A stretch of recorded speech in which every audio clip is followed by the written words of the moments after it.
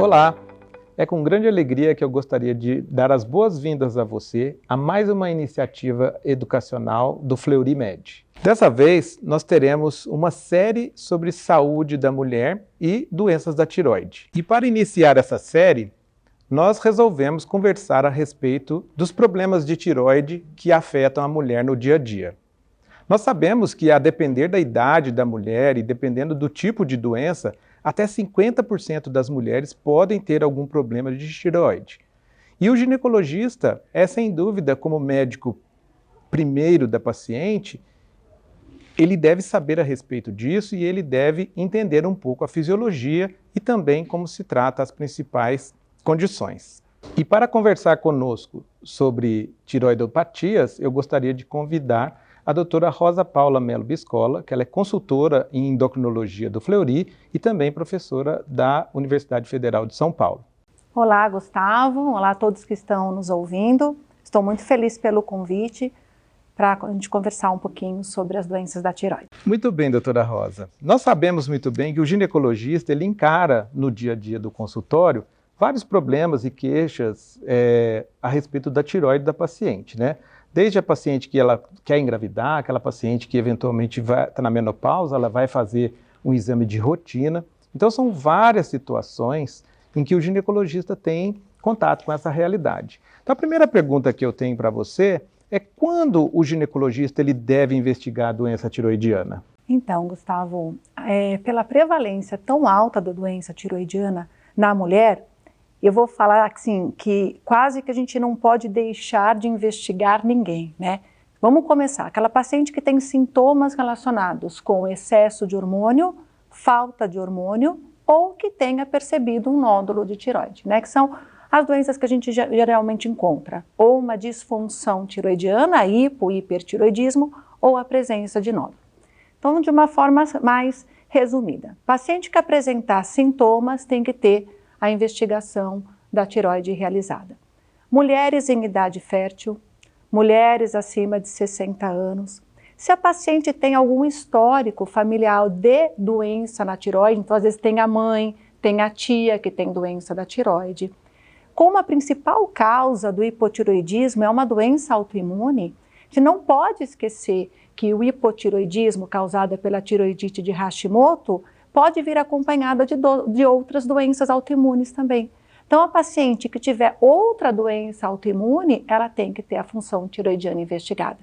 Pacientes que fizeram cirurgia de tireoide, pacientes que tiveram radiação na cabeça e pescoço, radiação externa, que fizeram tratamento com iodo radioativo. E não esquecer de pacientes que usam medicações que podem alterar a função da tireoide, como a amiodarona, lítio, inibidores de tirosina quinase ou aqueles imunomoduladores que trabalham com checkpoint, são importantes a gente avaliar. E aí, nesse sentido, por onde a gente deve começar? Começa com uma dosagem hormonal? Começa com... O que você daria em termos de dicas no sentido de avaliação, de uma avaliação bem feita, que pode ser feita pelos ginecologistas? Tá bom, então eu vou conversar aqui sobre as disfunções da tireoide, tá? Em relação às disfunções, o TSH é o exame mais importante. Lembrando que mais de 95% das causas de alteração tireoidiana, por exemplo, do hipotireoidismo, a doença na tireoide, a gente não vai conversar aqui sobre doença na hipófise ou no hipotálamo, que seria o hipotireoidismo secundário. Então, pensando numa alteração da tireoide, tanto o hipo quanto o hipertireoidismo, o TSH é o primeiro exame que a gente faz. Depois, é sempre importante, se esse TSH vier alterado, a gente confirmar, principalmente se esse valor for entre 5 e 10. Valores maiores do que 10, geralmente a gente já tem um hipotireoidismo que a gente fala manifesto ou franco, mas entre 5 e 10 é sempre importante a gente repetir essa dosagem de TSH e incluir a dosagem do T4 livre. Perfeito. Mas aí, no geral, porque eu sei que alguns guidelines, eles falam para a gente dosar só exclusivamente o TSH e se eventualmente vier alterado, você dosa o T4 livre. Na prática real do dia a dia, como é que fica isso? Porque isso significa que a paciente ela vai voltar no seu consultório, vai ter que voltar no laboratório novamente, né? Como é que é esse na vida real? Isso é muito importante, né? A gente tem o que tem na diretriz, no consenso, e o que tem no nosso dia a dia. Então, assim, aí eu vou quase dar a minha opinião, tá? Talvez a gente não vai encontrar isso, né? Eu acredito que as pacientes que não tenham nenhum antecedente pessoal, nenhum antecedente familiar, ou seja, a paciente está a primeira vez com você, ela não tem sintomas de nada, ou seja, quase que você nem precisaria pedir, eu acho que dá para começar bem com o TSH. Não tem aquela faixa de risco que você falou, né? Isso, não tá pensando em engravidar, nada. Então, eu quero fazer um screening, não tem nada, eu faria só com o TSH. Perfeito. Agora, se ela já traz uma história de doença autoimune e tudo, aí você já poderia fazer um TSH. E qual a importância do TSH e T4 livre? Porque se o TSH vem entre 5 e 10, você vai buscar o T4 livre. Você vai ver até anticorpos antiperoxidase positivos, né? Perfeito. Porque daí já entra um pouquinho na decisão de tratar. Então, eu faria isso, né? De maneira geral, o TSH resolve muito bem, né? Porque a gente também tem que pensar no custo-efetividade, né? Para a gente também não ter um custo tão grande para onerar, né? Todo um sistema de saúde. Né? Se já tiver esses casos, né? Que a gente sabe que aumenta esse risco de doença tiroidiana, que é uma população que a gente não pode esquecer de pedir, né, Gustavo? Tem a população que a gente não deve esquecer, né? Então, doença autoimune, como a gente já conversou, aí eu acho que a gente já poderia fazer um TSH e um T4 livre. Muito bem. Então, imaginemos que o médico ele pede um TSH nesse rastreamento, né? E aí vem um TSH alterado. Qual que é o próximo passo dele? Então, o próximo passo é repetir, né? Eu acho que a gente tem que olhar algumas coisas, né? Então, se veio alterado, eu vou fazer só um parênteses aqui, tá? Se vem alterado, a gente também tem que dar uma olhada que horas que ele colheu esse exame, né? Porque a gente tem um ritmo circadiano do TSH. Entendi. Né? Então, os valores, fala mais sobre isso que eu gostei. Então, os valores mais baixos são vistos no início da manhã. Depois ele aumenta com o passar do dia. Então, só observar que horas que o paciente colheu esse exame. Ah, mas eu quero colher, o paciente saiu do consultório, ele é de outra cidade, eu quero colher o TSH para dar uma olhada. Tudo certo, se ele vier normal, tudo bem.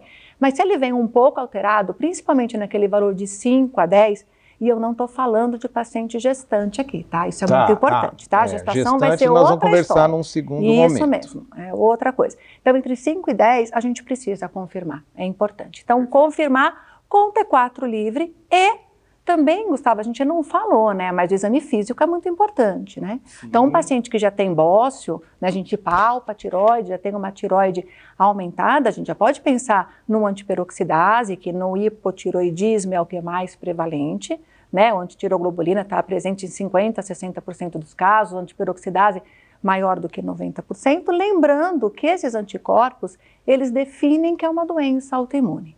Eles não servem para dizer se o paciente vai responder a tratamento, fazer depois curva de anticorpo para ver se está indo bem, não. Eles só marcam realmente que aquela hipótese que a gente pensou de doença autoimune está confirmada. Agora me diga uma coisa, isso é uma coisa que eu aprendi com vocês aqui, e é aquela história a gente não pode ter muito pudor de de repetir o TSH, né? Porque ele tem essa variabilidade, né? Isso.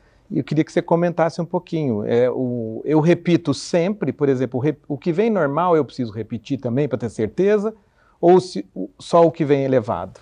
Essa é uma ótima pergunta. Então, tem um trabalho israelense publicado com mais de 5.000 pacientes, né? E o que eles perceberam? Que quando o valor... Então, o que eles faziam? Eles faziam uma dosagem de TSH e esses pacientes tinham uma outra dosagem ao longo de um período de 5 anos. Quando esse TSH vinha normal, Gustavo, apenas 2% dos pacientes no período de 5 anos tiveram alteração de TSH. Ou seja, um TSH normal, se eu repetir, 98% vai estar tudo bem. A gente está falando de screening, né? Triagem, tá? Entre 5 e 10, 2/3 dos pacientes, quando repetiram, esse valor estava normal. Então, isso é importante. Por isso a importância da gente repetir. Por isso que a gente precisa confirmar. Valores maiores do que 10, apenas 1/3, quando você repetia, vinha dentro do normal, tá? Ou seja, 2/3 se mantém alterado. Então, essa repetição às vezes parece chatice e muitas vezes isso pode ser interpretado como um erro do laboratório, né? Muita gente liga para a gente e fala, mas espera aí, Rosa, a paciente tinha 8 e agora tem 3,5. Qual que está certo, qual que está errado? Né? E não tem certo, não tem errado. Ele flutua mesmo. O que a gente vai fazer é observar ao longo do tempo como é que esse paciente vai ficar. A gente sabe que esse hipotiroidismo subclínico, que a gente chama, que é o TSH entre 5, 4,5, né, e 10, com hormônio tiroidiano normal, eles têm a chance de progredir para hipotiroidismo franco 5% ao ano. Então a gente vê que a grande maioria vai ficar muito bem. Eu vou só observar mesmo, mas é importante a gente olhar. Então imaginemos que você pede um TSH, ele vem levemente elevado, imaginemos um 6, 7, por exemplo, e aí depois você pede o T4 livre, e se ele vier normal, qual é o próximo passo? Por isso, eu acho que é uma dúvida que é importante a gente discutir a respeito do que fazer com o hipotiroidismo subclínico. O que atrapalha um pouquinho no hipotiroidismo subclínico, Gustavo, é que quando a gente fala subclínico, até parece que tem a ver com manifestação clínica. E não tem, né? É um diagnóstico laboratorial. O hipotiroidismo subclínico, a gente tem um TSH aumentado, geralmente até 10, maior do que 10, a gente não gosta de falar que é subclínico, porque ele já está um pouquinho mais alto. Que aí já foi, né? Isso. E com T4 livre normal. Então, hormônios normais com TSH entre 5 e 10, hipotiroidismo subclínico. O que a gente vai ter que considerar aí? A idade da paciente. Se tem anticorpo antiperoxidase positivo, se o paciente tem dislipidemia, se tem bócio. Né? A gente não falou muito de queixas dos pacientes, porque as queixas são muito inespecíficas. Sim. Tem paciente que fala, eu tenho déficit de memória, não estou conseguindo concentrar. Na grande maioria das vezes, cansaço, né? Aumentou peso, né? E isso é muito importante a gente falar também, né, Gustavo? Porque essas queixas não são só por conta da tireoide. Tem muitos pacientes que têm anemia, que têm um quadro, às vezes, depressivo, que estão na perimenopausa aí. Vocês sabem melhor do que eu, né? O hipoestrogenismo, às vezes ele se confunde muito com o hipotireoidismo, né? Então, o que você vai considerar para tratar? Vamos pensar aqui. Tem dislipidemia, tem bócio, tem sintomas importantes que você quer fazer uma prova terapêutica, né? Tem anticorpo antiperoxidase positivo, né?